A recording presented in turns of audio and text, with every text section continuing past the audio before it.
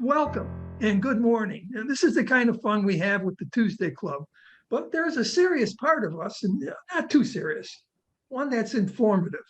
And that's what we're going to get in today. So, on behalf of all of us that are part of the Tuesday Club, we want to welcome who you see on screen here, which is Leonard Goldstein, who is a friend.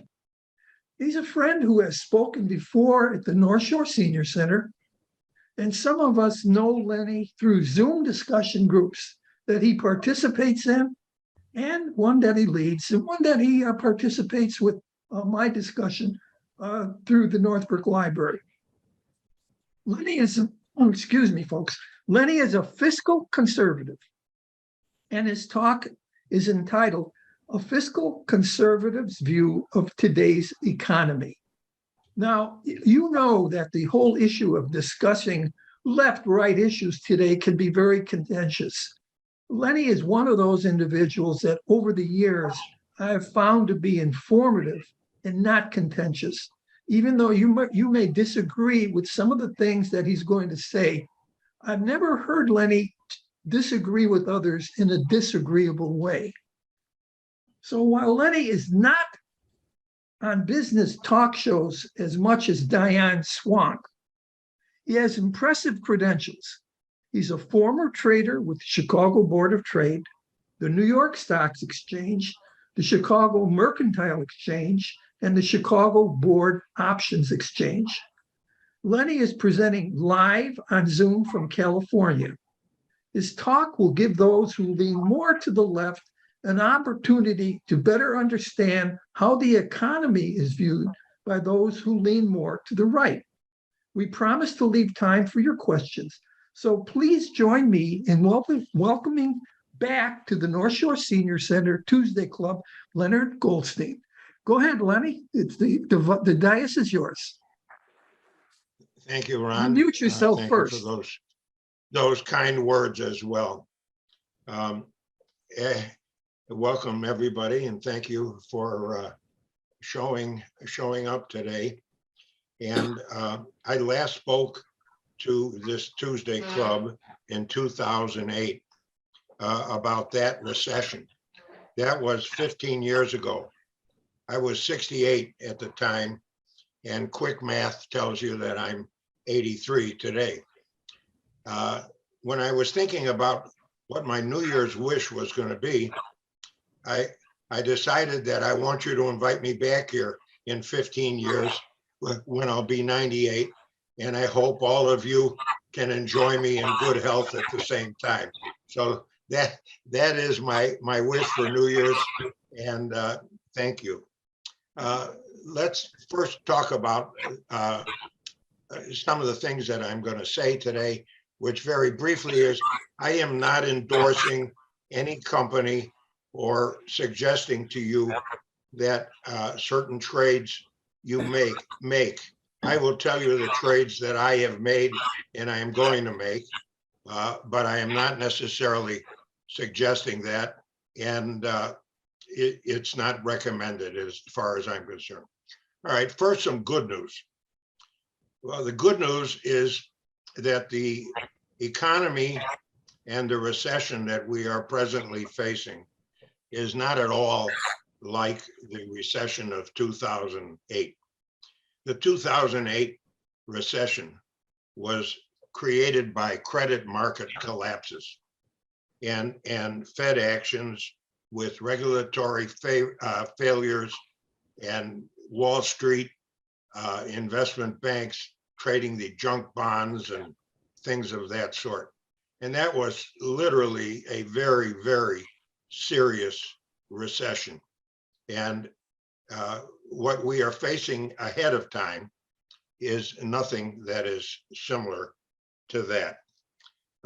The unknown that we presently have in comparison to 2008 is there is a lot of non-bank lenders, probably 50% of the mortgage market today, that we don't know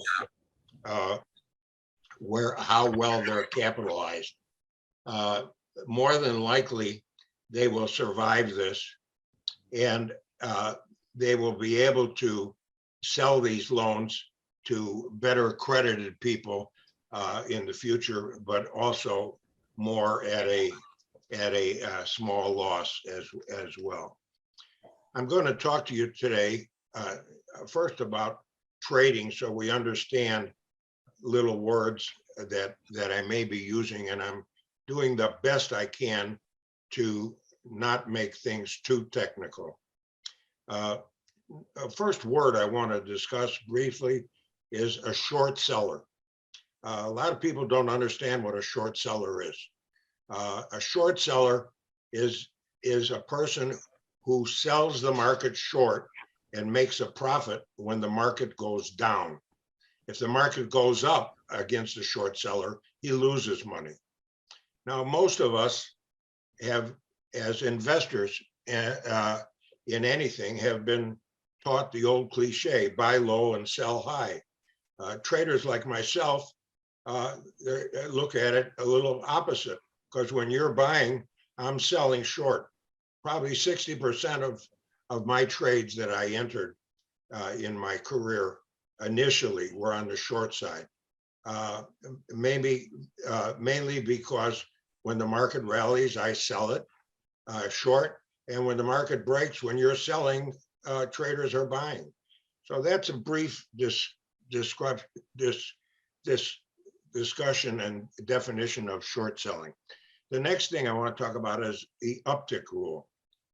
The uptick rule, after the 1929-1932 depression, was put in by Congress. And that simply stated that you could not create a short sale unless there was an uptick in that market. In 2007, that was definitely completely reversed and certainly did no good for the market in that recession. In 2010, it was put back in place that you could, if a market or a stock or a commodity was down by 10% or more, you then could sell short on the bid. And that's where we stand today. The first thing we must understand to begin with, in the stock market today, 75% of all trades today on the stock market, and that includes what I'm talking about, the Dow, the NASDAQ, and of course the S&P 500. 75% of those trades on a daily basis are done by algorithms. And what algorithms create is they create a herd mentality. And whoever decides that the market is too low, they buy, and then the second one goes on, and the third and the fourth. And as you can see from recent experiences, particularly this past year, the market way overdoes everything, both on the upside and on the downside. Now, this is artificial intelligence, but it's done by algorithm, and it doesn't understand why it's creating this either rally or break in the market. So that's something that is very important. Now, there's basically three types of traders who trade, whether they're trading equities or commodities. There are scalpers, who are people who trade the market from one tick to the next, etc. Then there's chartists who look at charts and decide all along that when they gets to a certain market price in based on historics, they're either going to buy the market or sell the market, etc. The problem with most chartists is they may wait for weeks or months to get to that point, and then when they get there, they're not sure if they want to do it. And then there are strategists, which I consider myself in that category. I have always traded the market on a basis of strategies. I don't look at the market, whether it goes up or whether it goes down. As long as it has movement, myself as a trader. I was known primarily, when I traded the 30-year bond, the 10-year note, and the 5-year note. And I was known primarily as a yield curve trader and was primarily interested in what interest rates created. And I did things like I would buy the 10-year note and sell the 5-year note on a daily basis against it, and hoping between the two, there would be a very small spread that by the end of the day, I would make a few pennies on whatever size trade I made. Most of the information that I get as trading and most of the information that I am giving you today will come from a Bloomberg terminal.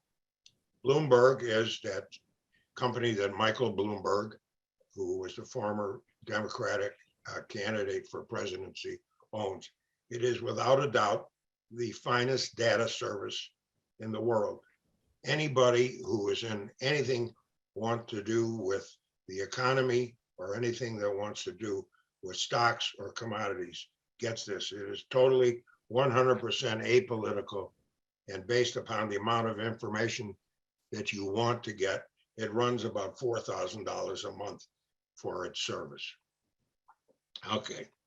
Now, the other thing that I want to get across as we go along is when we come to the point and we hear from our various news sources that the unemployment number is 3.5%. And the news reader or journalist or whoever it may be said, well, that's a good number. Or they say that's a bad number. Most of the time, they don't even comment. They just state what it is. But the thing that you, as an outsider, don't see, that within every government number that comes out, there are numbers behind it that either can take a number that unemployment, if it goes from 3.6 to 3.5, you're assuming right off the bat that's a good thing. But it could be in the numbers behind it that those numbers really show that that number is not quite as good as it appears to be. And those are the things that people like traders and economists take into being. I'm going to list just a few of these and not go into any great detail because that in itself would take over an hour to discuss each one of these numbers. But what they are, there's the Phillips curve, which is a correlation between reduction in unemployment and increased wages. There's the Beveridge curve between unemployment and number of unfilled jobs as a proportion to the population. The labor force, core inflation, personal consumption expenditure, CPI, and there are the SOM rule. There is real GDP.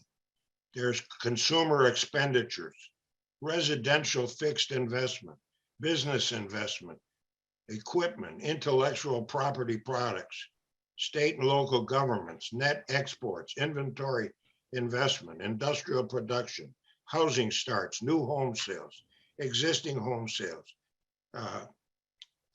consumer price index, core CPI, unemployment rate, underemployment rate, payrolls, employment population ratio, labor force participation, federal budget target, federal target range, Fed funds, 10-year treasury note, euros, and the Japanese yen.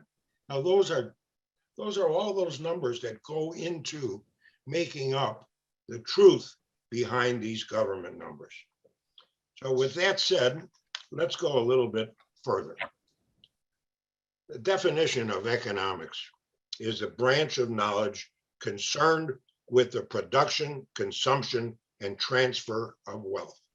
That's what Mr. Webster calls economics. The stock market and the economy are not the same.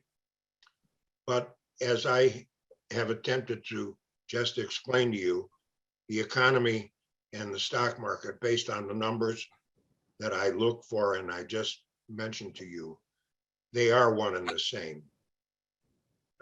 The data used in the underlying numbers, both by economists and by traders, are one and the same. And today, considering the fact that I'm talking to mostly a retired group of people, my focus is going to be more on the stock market because that is what we're going to be looking at. Now, the other thing, the stock market represents only 56% of the US population. 165 million people in the United States are invested in the stock market, either through 401ks, pension plans, individual retirement plans, or just your own personal wealth portfolios. The small individual businesses of ma and pa, those are the main drivers of the economy. And the reason the difference is that people that think the stock market is not the economy is that they are made up of large corporations which employ tens of thousands of people. Next thing I want to talk to you about is trickle-down economics. Now, trickle-down economics, by most sources, people do not agree with it. I have been, for many, many years, a proponent of trickle-down economics. And what that is very simply the people at the top, the largest corporations, if we give them benefits for research, for development, etc., they can increase their core profits, hire more people, pay them more money.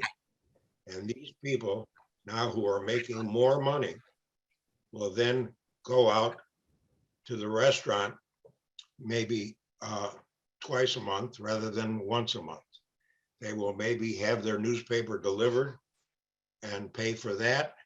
They will go all the way down and go out for ice cream rather than make a sundae in their home, etc., as it trickles down to the people. Now, what happened in the Trump tax cuts, if you recall, when the Trump tax cuts were first brought out, Nancy Pelosi said, oh, this is a $2 trillion scam for the rich. The highest people that will benefit the most are the wealthiest. Now that statement is very true, because prior to the tax Trump cuts, the difference was that these same people were paying the majority of taxes for everybody else. Now, what occurred very uniquely in the Trump tax cuts was a situation that, and I'm quoting Chairman Powell on this to begin with, is that it was not a trickle down, but it was a surge up. The people on the bottom of the economic income level, meaning our hourly workers, our minority workers, our African Americans, our Latinos, those people received the biggest benefit from the tax cuts that were done very simply by the tax cuts. Not only was it done, but it was done successfully. There's the corporate revenue that was generated by the Trump tax cuts was an increase of 25%, and personal income tax was increased on an average of 12%. And the single most important part of the Trump tax cuts, I have yet to see anybody talk about the main thing that it did, and that allowed businesses, both small and large, if they invested in their own business with research, machinery, etc., any kind of uptakes in spending money to advance their own business, that amount of money could be written off as a depreciation of 100% in the very first year, rather than wait for a 20-year depreciation that was normally done. And that was the biggest thing that did at that particular point. Another thing that has just recently occurred, the Bank of Japan obviously is the very strongest nation in Asia, and their inflation is presently at 4%, and they just raised their central bank by a quarter. That's a big thing that people don't look at. The Conference Board of Leading Economic Indicators fell below where it was in September. Their head economist believes we are in a recession now, which is my particular own opinion. I believe we have been in a recession since October.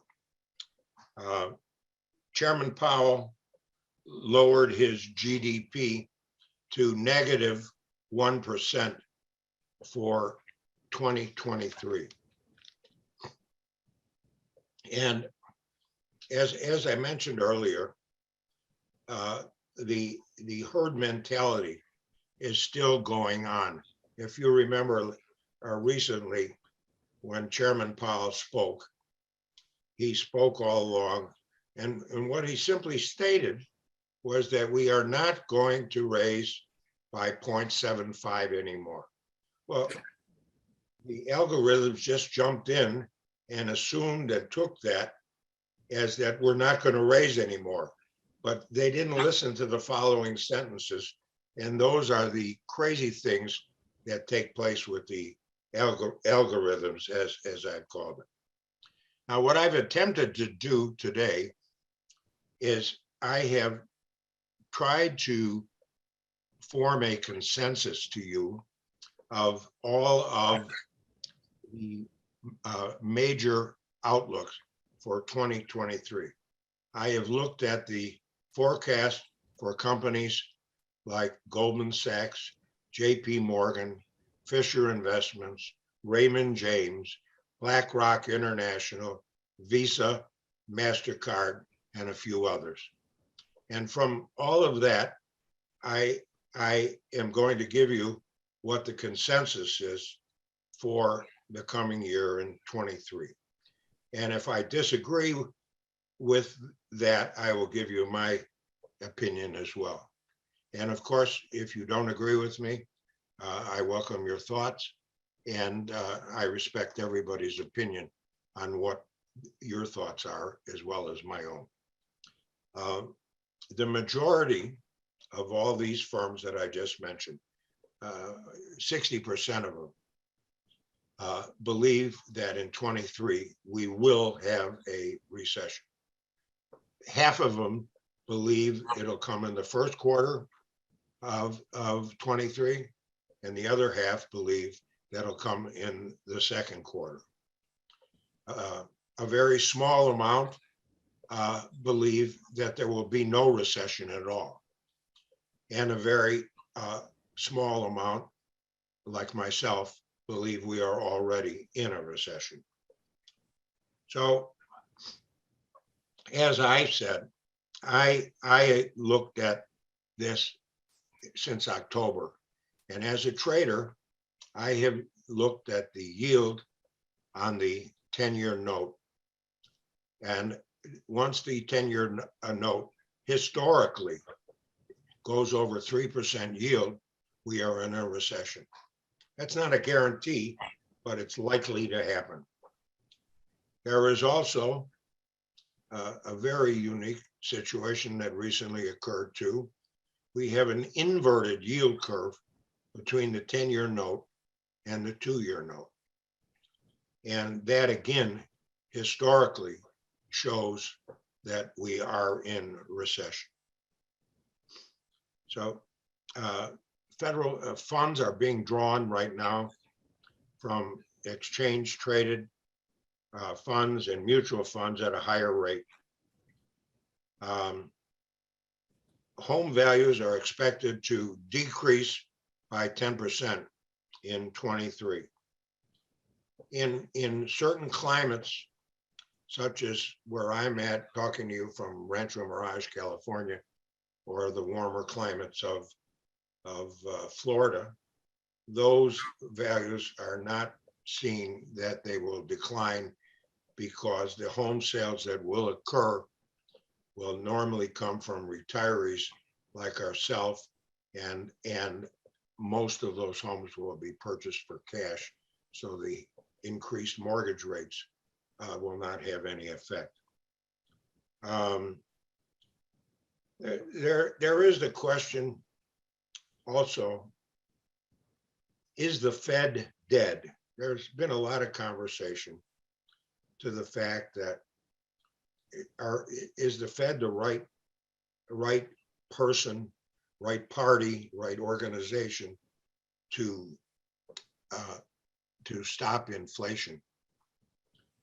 People like Robert Wright, who is the former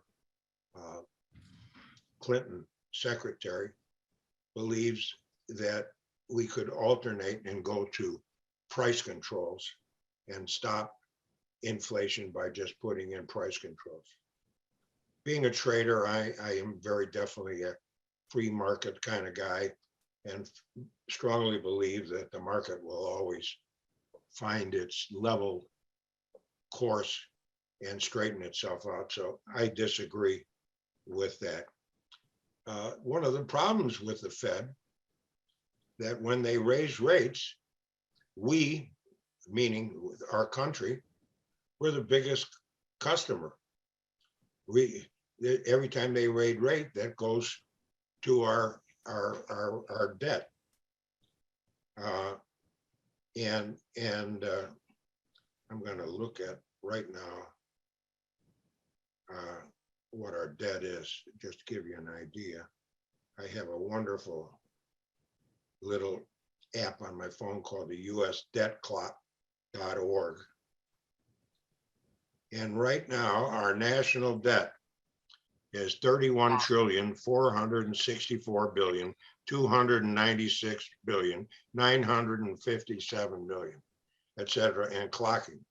And if I recall, at the end of this talk, I'll tell you how much it's increased as we speak. So that debt is there. The debt service that we have is horrific. We are presently spending $400 billion a year just in interest on our national debt. And that is expected in the next 10 years to go to $1.2 trillion with the increases that are coming forth in 23. Now, the next question is, okay, Leonard, you're telling me the stock market's going to go down, etc. What should I do? Well, the stock market, the annual return for all years is 7.3%. Stay the course is my advice. And I will show you a comparison to that in the future. The average GDP is 6.4 per annum from 1945 to present. GDP keeps changing because of population growth, companies going international, and so the companies keep changing. Okay, let's talk next about China. In my opinion, China has seen its very best days. The 20% of China's GDP is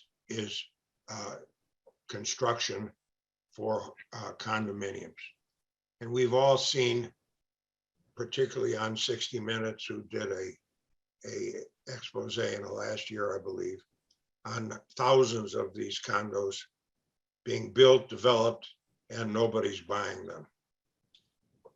We also know that China's vaccines, which they developed, are not as effective as ours.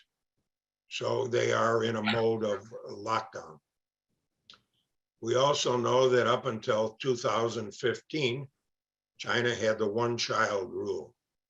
They have now done that, but their population is aging.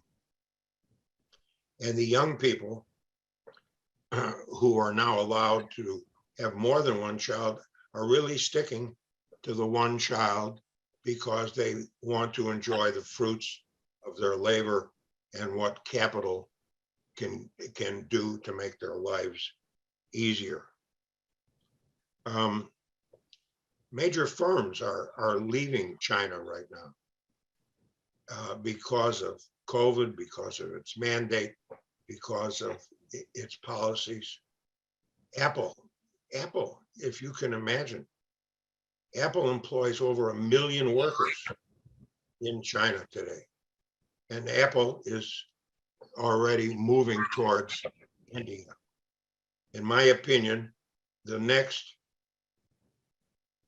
China will become India because they have the resources, the people, the low wages, etc. And all of this, again, in my opinion, could have gone to Mexico, but because of the extreme corruption that exists in Mexico, I believe the majority of these companies will be going to India. Now, this will not be happening in a week, a month, a year. It's going to take a transition, again, in my opinion, of several years. The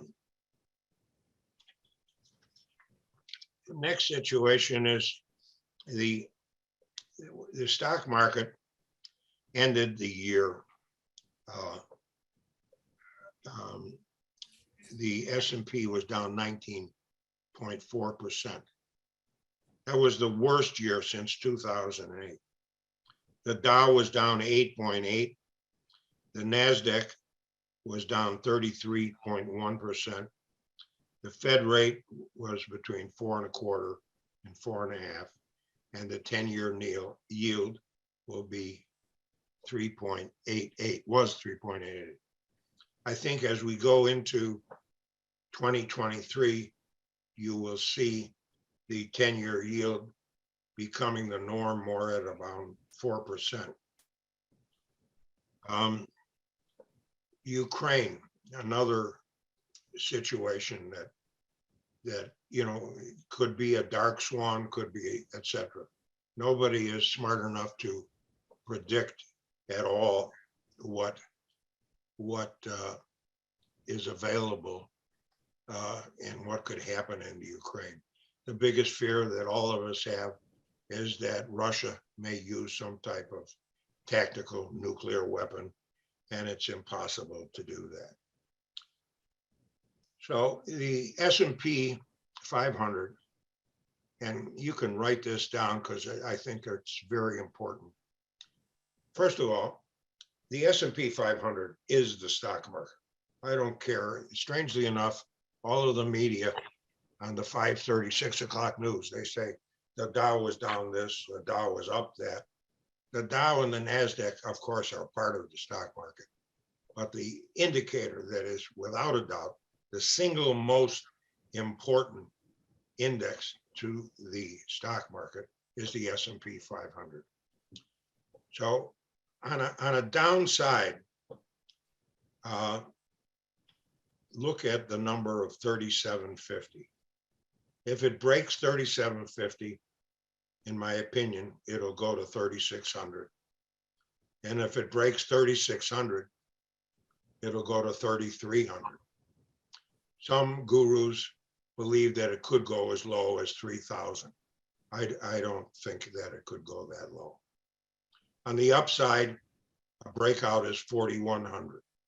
So watch those numbers as well. That's very important. All right.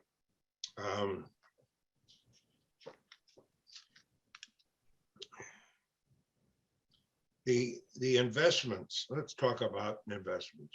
Most of us who are with various wealth managers, as I am, have been put into what they call a 60-40 basis. 60% equities and 40% fixed income. That has changed, in my opinion. And I think it is a good suggestion to talk to your own stock wealth manager and see what they say and do that. At the very beginning of the Biden administration, I took 1/3 of my stock equity and put it in a rental apartment fund. And I'm very pleased that I did that. That's yielding me about 9%. And as the year went on, I sold some fixed income, sold some equities that I had small losers in, and bought more energy stocks. My energy portfolio, based on my entire equity portfolio today, is over 30% in energy stocks. And my suggestion is that if you want to get out of the stock market or you want to take some money, invest in short-term bonds or short-term CDs or high-grade credit one. Fixed income has gotten hurt as much as the equities have. The labor force participation rate declined 6% between 2003 and 2022. It declined 4% alone in 2022. Okay, now let's talk about oil. Now I have a very, very strong feeling about this. Some of you may disagree with me, and I respect your point to disagree. But let's use a cliche. The cliche is, if it's not broke, don't fix it. That goes for the Republicans as well as Democrats. The Republicans tried to cancel the Affordable Care Act, but they had no platform that could replace it. For 8 years, they told us all that we have a better program than ACA, but they have yet to come up with it. So leave it alone. Now I say to the Biden administration, if it's not broke, don't fix it. We were energy independent. We were a country that has enough of our oil. 400-year supply is what the experts state, that we have enough to never buy 10 cents worth of foreign oil from any single party ever. Yet this administration on day one announced that they are going to eliminate fossil fuels. And what they literally did is they told the oil companies, we're going to put you out of business. So the next day, the production of refined oil was 5 million barrels less than it was the day before. They canceled the Keystone pipeline. Now keep in mind, there were two Keystone pipelines. Keystone 1 was operating and is operating today. Keystone 2 was canceled by President Biden. He claimed at the time that we're canceling it because the oil that comes from Canada is a heavy oil and it takes more money to refine that oil, and it's not the best quality. Yet a matter of 30 days ago, Biden went to President Maduro of Venezuela, an enemy of the United States, and beg them to now deal with the oil and ship us oil. That's the same quality oil that Biden criticized coming from our ally and our friend in Canada, but now wanting to do business with communist Venezuela and a dictator who is nothing more than a thug. Now, at the same time,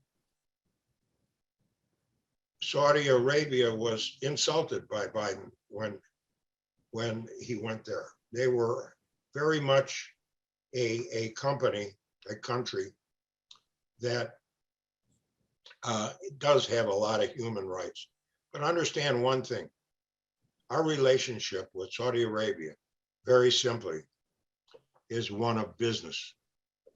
Saudi Arabia did the United States the greatest favor ever, in my opinion, that several decades ago, they created what is known as the petrodollar.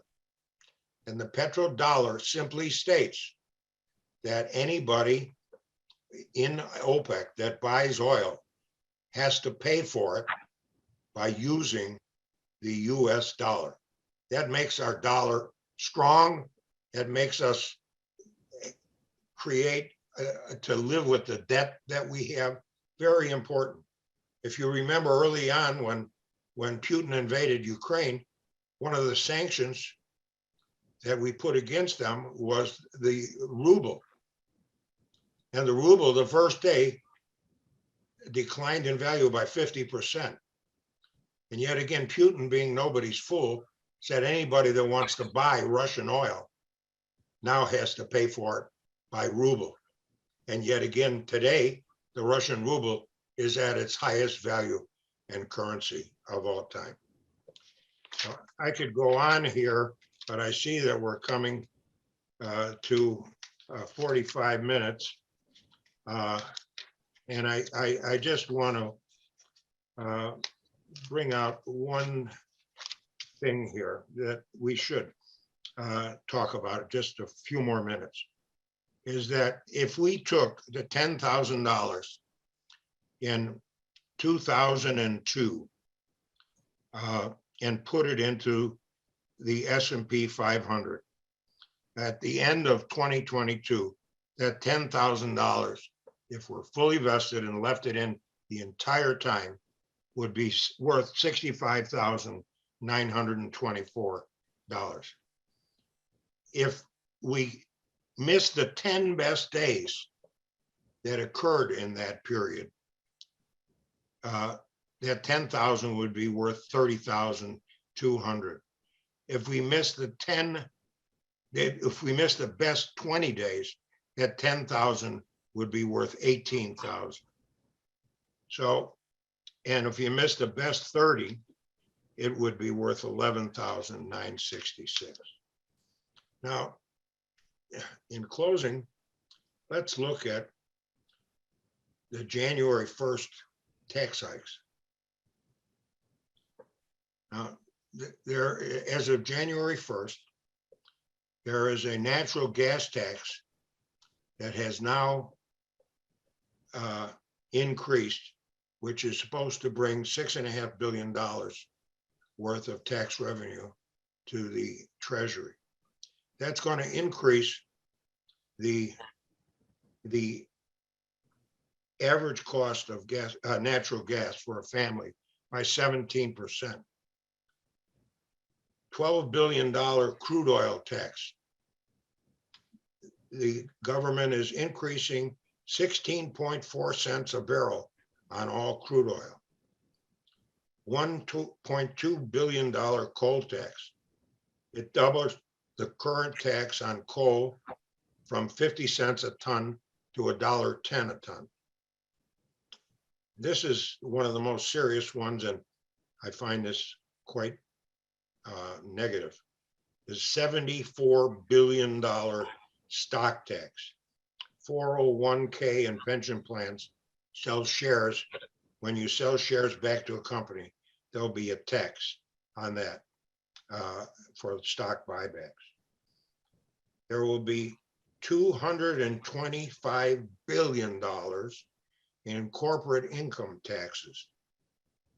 The Democrats imposed a 50% alternative minimum tax on 1 billion or more on companies that had a profit of $1 billion or more. The Tax Foundation reported that that will reduce GDP by 1%, and that alone will kill 27,000 jobs. So those are my closing remarks. And in closing, I'd like to tell a little story that I recently heard. And the story is a story about a pheasant and a bull. And they were sitting in the front yard of this farmhouse. And the pheasant turned to the bull and said, God, when I was younger, I could fly up to the first branch of that tree. And the bull turned to the pheasant and said, why don't you eat some of my dung? It's full of protein, it'll give you strength. And I bet you'll be able to fly up to that first branch. And the pheasant did that. And sure enough, the next day he flew to the first branch. And this proceeded every day that the pheasant ate a little dung, and he flew to the second, the third, the fourth, the fifth branch, and eventually got all the way to the top of the tree. And one morning, the farmer was sitting on a porch, and he looked out and saw this big fat pheasant sitting on the top of the tree. And he went and he got a shotgun and he fired a shotgun and killed the pheasant. The moral of the story, very simply, is bullshit may get you to the top, but it not necessarily will keep you there forever. So with that, Ron, I open up my comments and include my Excellent point. comments. Excellent. We've learned a lot from what you said. There's some people that want to have comments, but did you want to show that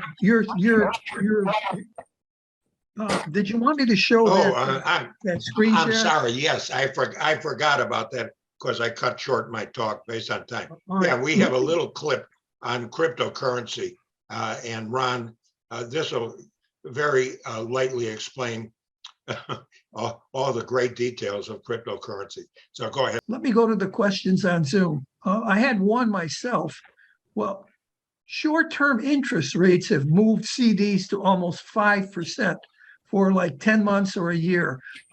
Just a quick question. How long do you see this continuing, or don't we know? Well, you mean the Fed increasing rates? Yeah, I mean, if I can get a CD for 4.6% today for 10 months, how long, Right. when that's due in 10 months, do you think it's going to be higher, lower, or you don't know? It will be higher. I would recommend getting, if you decide to put money on short-term rates, to get it for 30 days each time, because the Fed is going to be raising for the entire 22. Chairman Powell believes, which I don't believe I mentioned this in my talk, that he can get inflation down to 2% by the end of 23. I don't think he has a chance of getting it to 2%. I think it'll be either 3 or 3.5%. And the Fed has already committed to the fact that they will raise rates until they get it to 2%. So I believe that will last through all of 23. Okay. Here's one from Phil Kybert.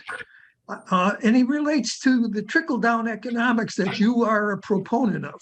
I understand you believe in trickle-down economics. How would you articulate the counter argument, which I guess I'll articulate, which is if you are making widgets, you add on to another factory because you sell more widgets.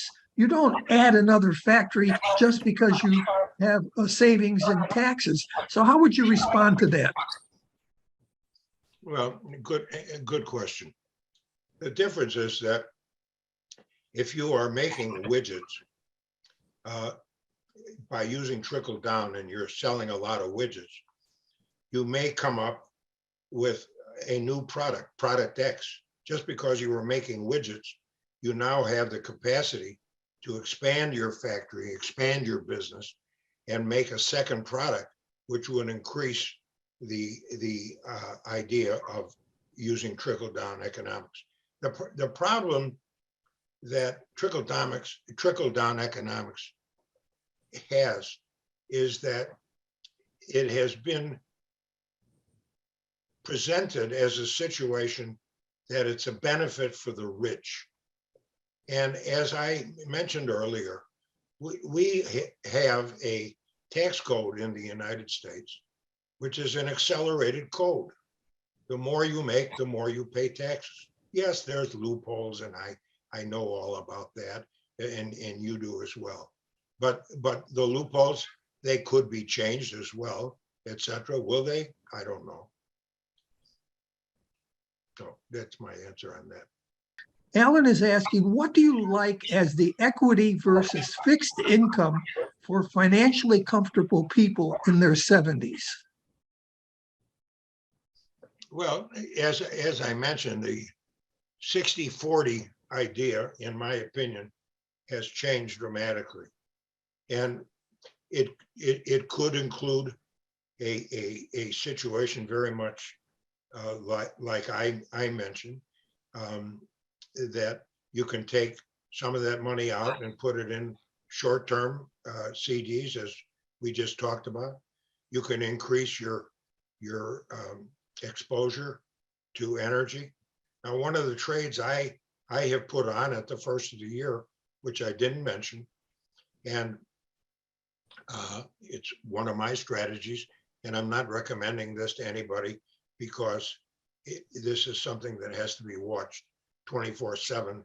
And even though I'm not that active of a trader anymore, I have people watching it for me. And that is that I am short the S&P 500 and long oil stocks against it, dollar for dollar. Because as I mentioned in my talk, I feel the S&P is going to go down, and I feel oil will be over $100 by the end of the first quarter of 23 as well. And I went, there's numerous reasons for the oil to go up. Obviously, we now are, the White House has announced that they have to point their, improve the strategic petroleum reserve and put back the 300 million barrels that they have used up. Not only is the United States doing this, but Japan, Korea, and other countries around the world are doing that. When China opens up, which they're starting to open up right now, that's going to require a usage of another 2 million barrels a day that were not in productivity. So all of those will lead to higher oil costs, in my opinion. Here is the one that Monif El Youssef has asked. What is the effect of this debt on the ability of the U.S. to survive in this world, especially with an assault on the dollar? Great question. Our debt, in my opinion, is a very serious problem. As I mentioned, the interest on this debt is getting greater and greater. And if we do nothing about reducing the debt, we eventually will be at a point that our interest will be greater than the debt itself. It seems that both parties in Congress seem to ignore this. All they keep worrying about is raising the debt ceiling all the time. It is a problem, and it has to be paid down. The situation is that if we don't pay it down, what eventually could happen is we could have the dollar cut in half by 50%, which would reduce our debt by 50%. It's a problem. The politicians, all of them, like to so-called kick the can down the street. It's not my problem. Let the next guy worry about it. And until we elect politicians on both sides of the aisle to correct this, we're exposing ourselves. And it as I was described in the very beginning in Ron's introduction, as a fiscal conservative. Well, the fiscal conservative is definitely a person that comes from the Republican Party. And I'm the first to tell you that the Republicans today are no more fiscal conservative than the Democrats. They're kneeling to the spending of the Democratic Party. A perfect example is all the bills that went through in this last year. The 1.7 omnibus bill, spending. Who ever heard of reducing our inflation by raising taxes and spending money? It's not going to happen, folks. Thank you. Len, in the interest of time, I'm going to let you go, and we're going to thank you for this. And we're going to have you come back and see, number one, if you were right about some of your predictions. Number two, to tell us how you feel about the future. So again, Lenny, thank you. Any last words before we let you go? No, thank you. But don't forget to invite me back in 15 years. Thank you, Jill. I'm turning it back to you. Okay, thank you, folks. Hope to see you next week.